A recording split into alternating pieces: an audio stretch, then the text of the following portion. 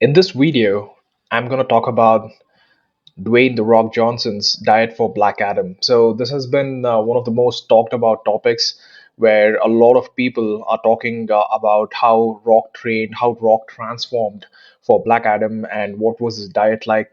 And mainly the reason I'm doing this is because many youngsters try to copy the diet or the training style that The Rock had for Black Adam because they think it'll transform them as well, which is the biggest mistake that you guys would make because everybody is different and Rock's body stats were different and the way he transformed his body was different. So, firstly, I want to talk about what Rock did versus what you guys can do. Everything we know about Dwayne The Rock Johnson's Black Adam training and diet. Now, I've picked up Men's Health magazine to show what his diet was. Now, Johnson has said repeatedly that he wants a physique we see on the screen in his next movie to raise the bar. Of course, in most of his movies, Rock has been around, say, around 12 to 15% body fat, but here he's trying to take it to the next level. In Hobbs and Shaw, he was very swole, right? And even with Baywatch and the other films, he was pretty swole. On Monday, Rock works for back and biceps. Midweek, he'll hit shoulders, and on Thursday, he'll go back to working back and biceps. So, what we've understood is he's doing a bro split where he's actually training two muscle groups at a single day, where his first is back and biceps, one is a bigger muscle, one is a smaller muscle, and he's hitting shoulders individually, and then he's going back to, back and biceps. And he's also making use of supersets, trisets, which is usually referred as giant sets, meaning he moves from exercise to exercise back to back with as little as rest as possible. So what he's trying to do is he's firstly doing two body parts in a day, plus he's making sure he's putting in supersets, trisets, and giant sets. So what he's trying to do is keeping his heart rate elevated. When you are usually doing the supersets and trisets, which we call as giant sets, your heart rate will be really high, and that way you will be in a fat burning zone as well when your heart rate is really high, so you'd be consuming all the carbs, the glycogen stores at that heart rate. So exactly right, he's trying to cut down and bring quality, so this is the ideal split.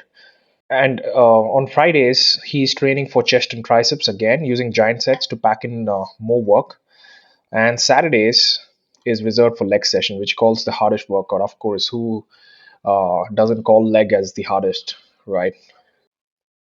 Is an official wrap on my workout number 2 for the day. It is Friday. The end of the week is here.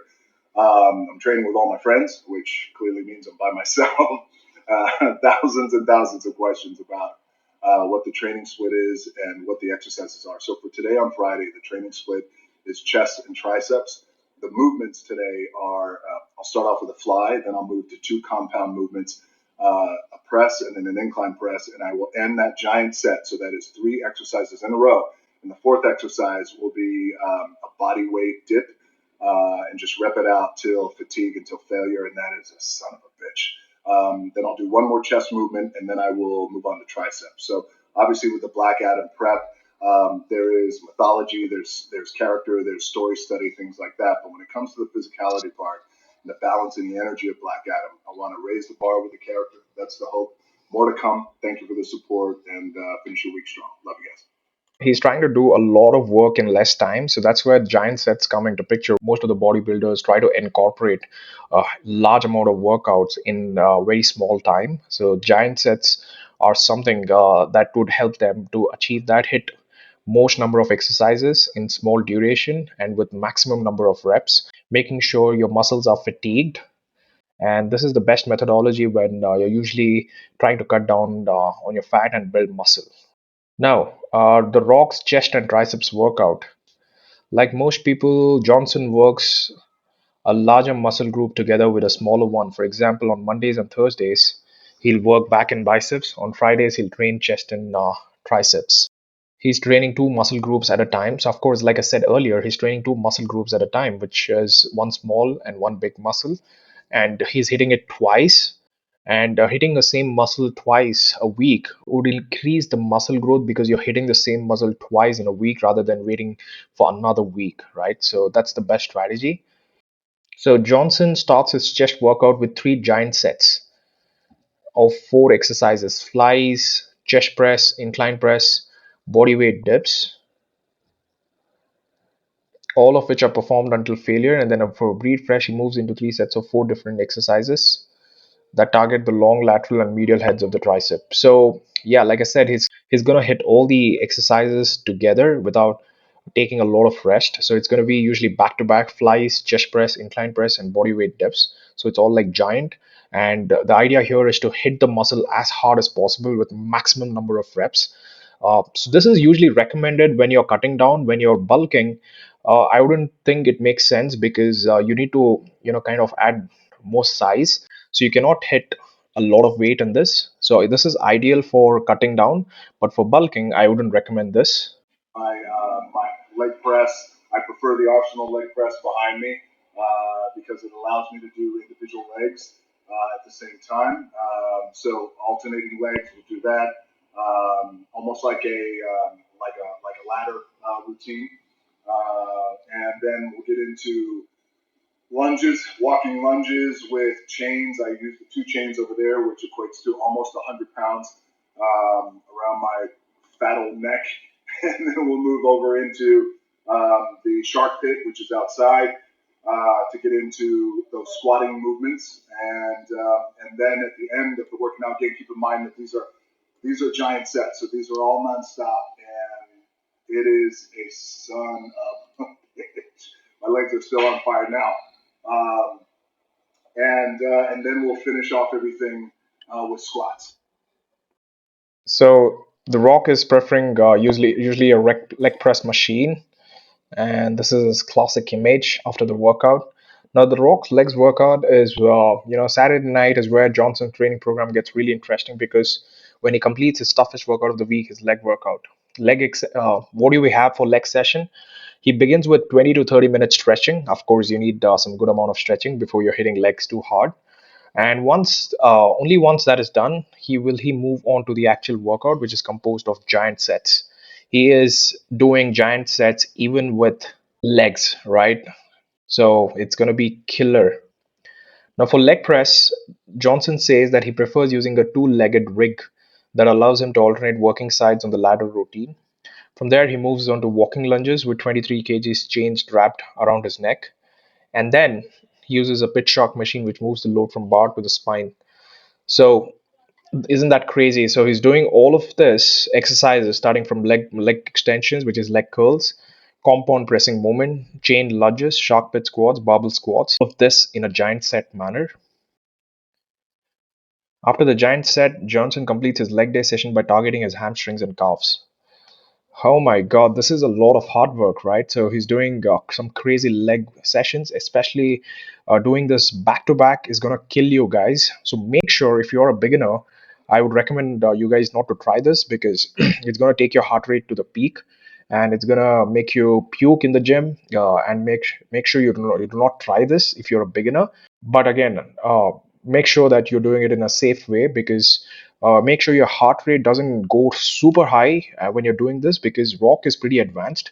He has 20-25 years of experience in his training, so he could tolerate any amount of stress coming in from any workout. He could handle giant sets, drop sets, supersets, etc. But when a beginner is trying to copy this, that's where the mistake comes in. You guys have to be really careful when you're copying all of this. Even if you try this, make sure you have some sort of practice or you are an intermediate lifter. You have at least over 2 years of experience in gymming and you are advanced. Please do not try this if you're a beginner.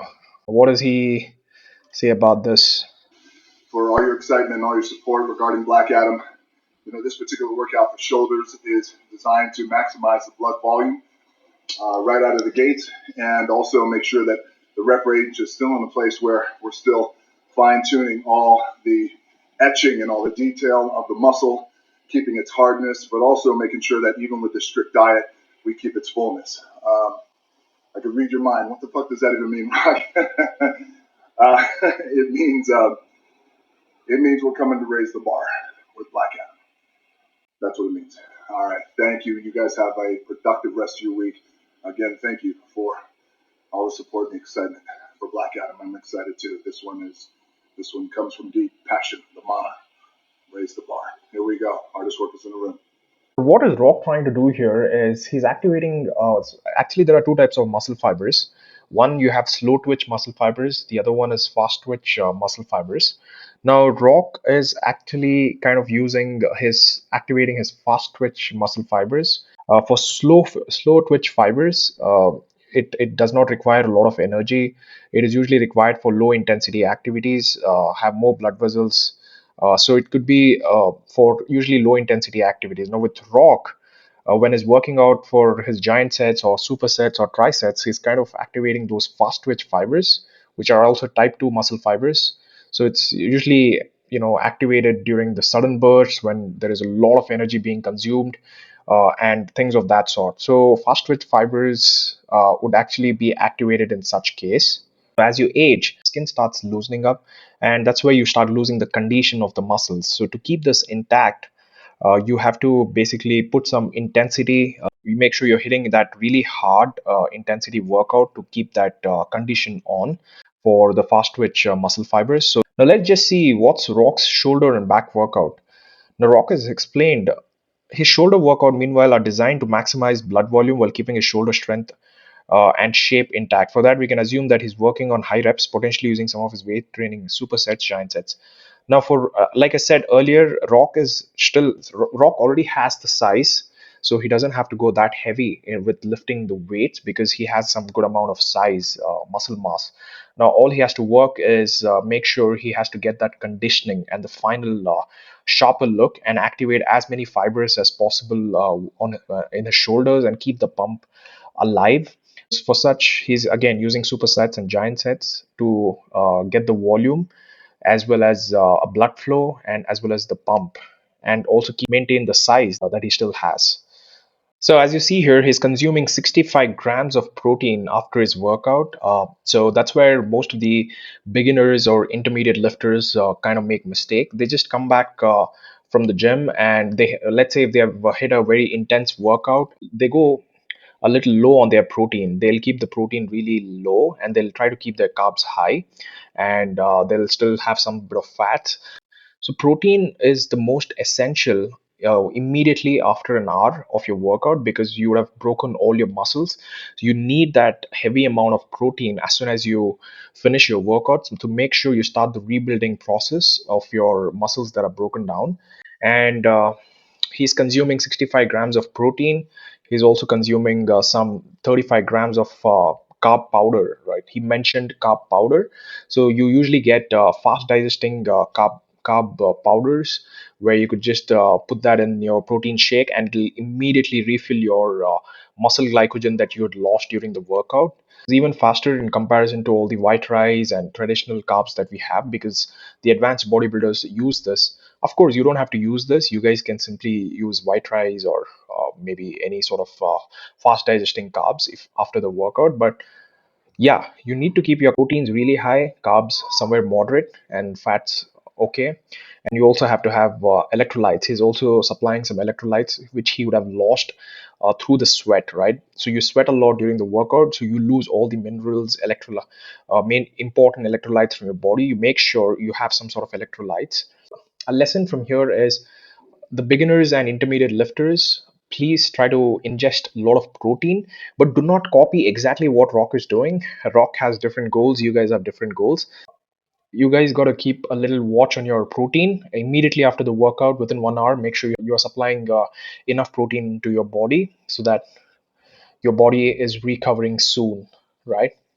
And you still give an hour of gap and then you get on to the meal, right? Post workout meal. Now, Rock's post workout recovery meal, this is 1 hour after the consumption of the shake. He immediately will have the shake after he finishes his workout, and he'll give an hour of space in between so that his body can digest stuff. And then Rock says, Johnson workouts are how he fuels and refuels his body. He's able to get through a grueling workout. Within 10 minutes of finishing a workout, he takes a post workout protein shake. So, this is actually Rock's post workout recovery meal where he's just taking 65 to 75 grams of protein powder, 35 grams of carbohydrate, high ingesting powder, which I just spoke about, an apple, scoop of electrolytes, creatine, water, ice. So all of this is really essential for you guys when you have finished the workout. Right, yes, you essentially need high amount of protein, moderate amount of carbs, so that your body can recover from all the damage that you have done. So Johnson's and Rock, of course, has a cheat day. Johnson's cheat day can consist of anything from a shed load of sushi to a stack of cookies, but lately he's been choosing to indulge in two Big Daddies or two cheeseburgers with avocado.